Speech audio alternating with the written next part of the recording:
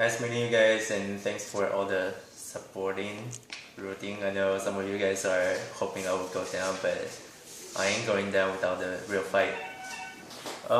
Fight, it was pretty long. It was like 4 hours, and then my seat was kind of small, and I was sitting right next to the exit row, so I couldn't roll back my back, so it was kind of painful.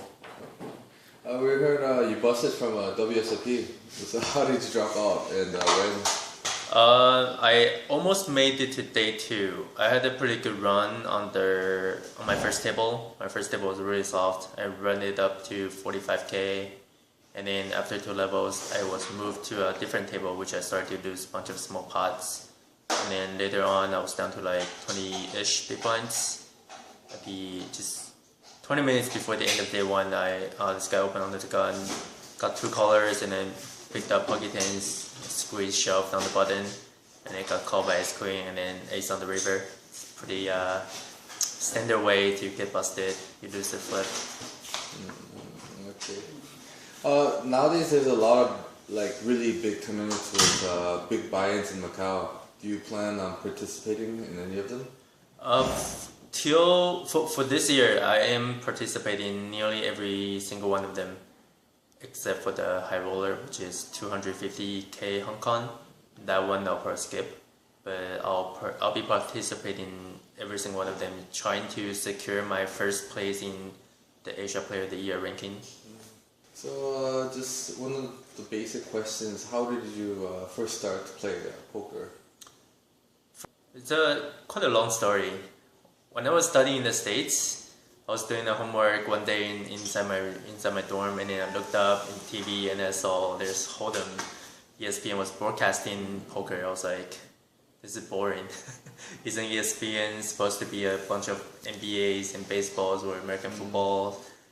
And then I looked down and I started to finish my homework, and then after the final, my friends on the floor, they were playing the Hold'em game, and then they asked me if I can join. I was like, I don't know how to play. So they taught me, and it was a $5 tournament.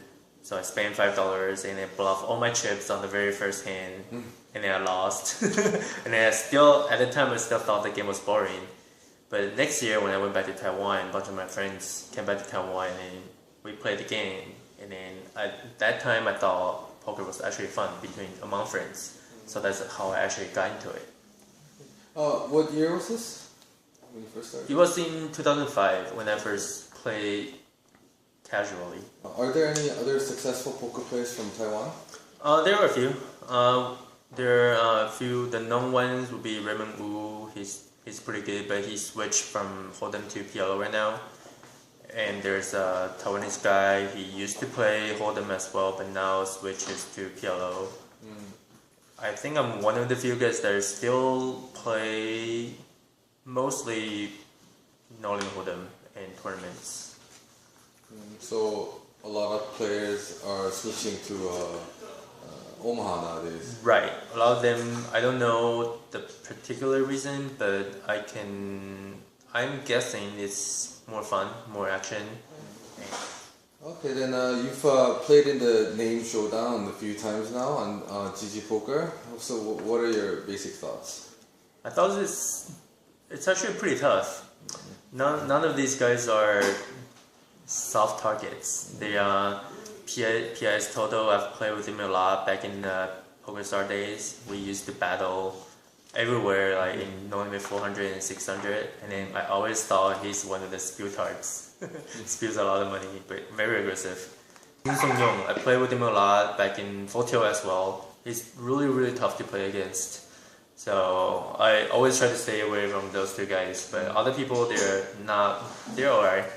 So you find like Lee Guangsu and Sim So-myung the 2 tougher players to play against? Yeah. So how do you feel about losing a lot during your last session? So I had to update the software, and then after I updated it, and I started to lose a lot. And then at first I thought the software is rigged, but then I was like, oh, whatever, it's a showdown, I have to participate. And then I started to run to 2 others. I lost all the flips. And I was like, oh my god, this is gonna be horrible. But what can I do? I was just really unlucky. Yeah, so come this Sunday you'll have your shot to come back. Do you think you have a good shot in coming back? I need to figure out the proper strategy to do that. I need to go after certain people. I'm not going to reveal who they are, but I am going after certain people. Okay. So what are your plans after Korea? After Korea, I'm going back to Taiwan, and I'm going to rent an apartment there, moving in with my friends so we can run poker together and prepare for WCOOP. Well, some last comments. Name Showdown created a nice fan base for you in Korea. Do you have anything you'd like to say to your fans and the viewers? For those who actually root for me, thank you guys. I won't let you guys down. For those who root against me, I will let you down. Okay, thank you. Thanks.